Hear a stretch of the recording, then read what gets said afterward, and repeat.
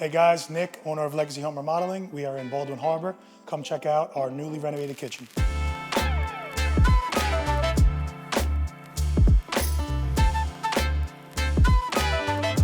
Most important things about this project and what I like to do with a lot of customers is figure out what their money shot is. And in this situation, our money shot is right here. Let's go through a few key design elements of this renovation. As you can see, we have a full open concept. Our money shot takes us right to the open bay. We have all these windows to let in all that natural light and that beautiful view of the water. And when we designed this layout, one of the things that we wanted was a separate feature for wine and coffee. So we have a nice appliance garage here, as well as our wine cooler, wine fridge.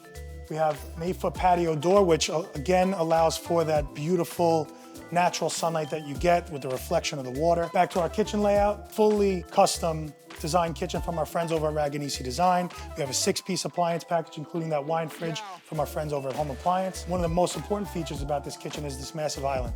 We have a 6-seater island, center sink.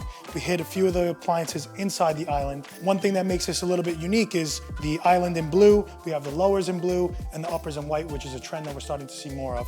The way that we were able to tie all this in together was with our 24x48 porcelain cement look tile.